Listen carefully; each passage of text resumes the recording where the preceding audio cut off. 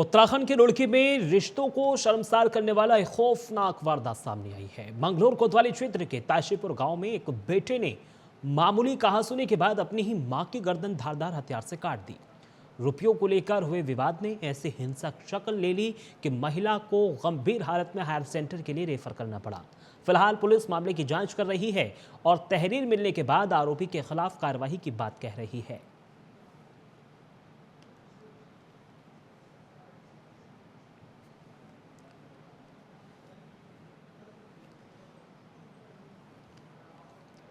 खबरों में आगे बढ़ेंगे। विकासनगर से खबर है, जहां एक युवक ने हरबतपुर में दूध की डेयरी पर नकली फूड इंस्पेक्टर बनकर अपने दो साथियों के साथ फर्जी टीम बनाकर छापेमारी की। इसके बाद छापेमारी की आड़ में अवैध वसूली की गई। आपको बता दें कि दूध डेयरी संचालक मनोज कुमार को फर्जी शक होने पर 3 फर्जी खाद्य सुरक्षा अधिकारी गिरफ्तार किए गए। शिकायतकर्ता मनोज कुमार का कहना है कि डेयरी संचालक से 20,000 रुपये मांगे गए थे। फिर डेयरी संचालक ने खाद्य सुरक्षा अधिकारी को फोन करके तीनों आरोपियों को पकड़ लिया और फिलहाल पुलिस को सौंप दिया है। आज हमारी एफडीए की देहरादून की टीम जो है हरबतपुर विकासनगर इंस्पेक्शन पे आए थे। खासकर 4 धाम यात्रा में जो कैंटीन लगी है बस स्टेशन पे हरबतपुर, वहाँ चेकिंग किया गया। और उसके बाद हम लोग चेक करके जब वापस जा रहे थे तो पाल डेयरी से एक हमारे पास फ़ोन आया, कुछ लोग फर्जी फूड इंस्पेक्टर बन के उगाही कर रहे हैं, हमारे यहाँ आए हैं और लाइक। उत्तराखंड में धामी सरकार ने नए दायित्वों का ऐलान कर संगठन को नई ऊर्जा दी है। बीजेपी नेताओं में उत्साह है और 2027 के मिशन की तैयारियां तेज हो गई हैं। हरिद्वार से शिक्षाविद डॉक्टर सुनील सैनी को पिछड़ा वर्ग कल्याण परिषद का उपाध्यक्ष बनाया गया है और अब वो संगठन की नीतियों को जमीन पर उतारने की बात कर रहे हैं।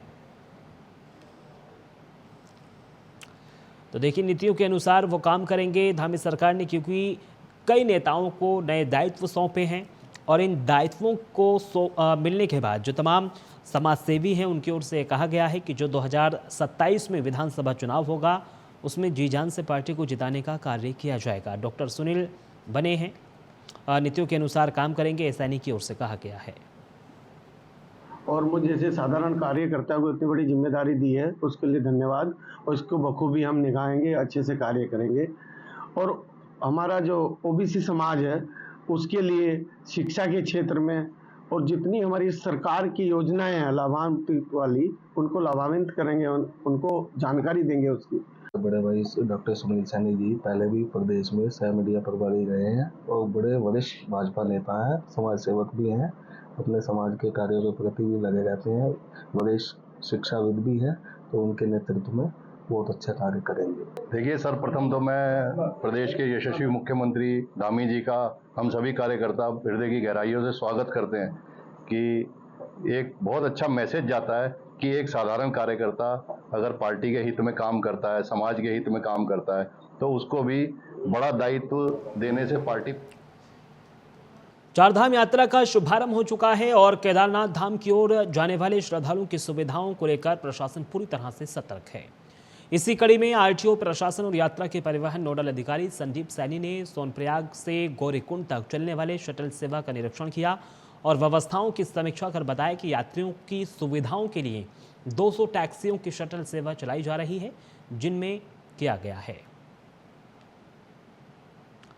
तो देखिए, केदारनाथ यात्रा को लेकर पूरी तरीके से जो जिला प्रशासन है वो सचेत नजर होता हुआ नजर आ रहा है।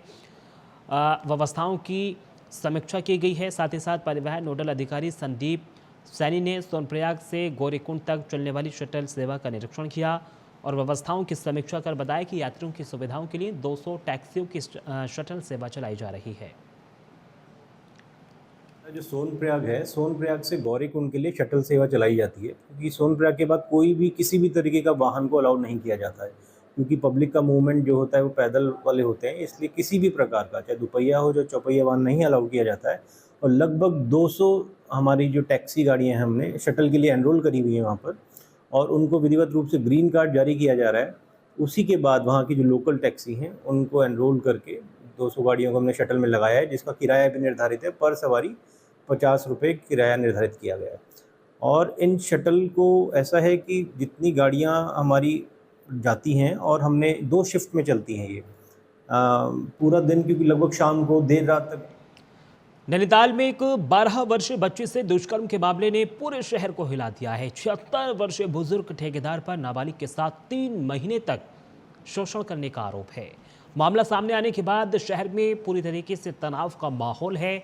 आक्रोशित लोगों ने प्रदर्शन किया है। कुछ जगहों पर पथराव और तोड़फोड़ भी हुई है। पुलिस ने आरोपी को फिलहाल हिरासत में ले लिया है और मामला दर्ज कर जांच शुरू कर दी गई है। हालात को देखते हुए शहर में अतिरिक्त पुलिस बल तैनात कर दिया गया है।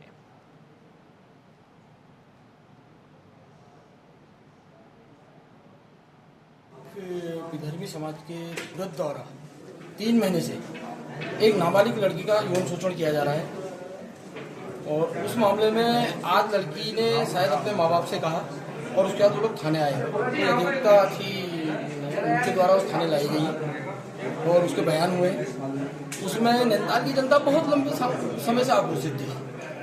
हमारे मंदिर जाने वाले मार्गों में इनके पतेले लगे रहते थे मीट बिरयानी के। हमारे नवरात्रियों के टाइम में हमारे सब लोगों के व्रत रहते थे। हमारी माँ बहनें इस रास्ते से गुजरती थी तो ये लोगों के मीट मुर्गे और मीट की दुकानें सजी रहती थी। नैनीताल कोतवाली क्षेत्र का ये मामला है। शाम के समय उनके जो बच्ची थी उसके घर वालों ने ये सूचना दी। उस सूचना पे अभियोग पंजीकृत किया गया है और जो आरोपी है उसको हिरासत में लिया गया है। बच्ची का मेडिकल परीक्षण कराया जा रहा है। इसमें सुसंगत धाराओं में अभियोग पंजीकृत करने के बाद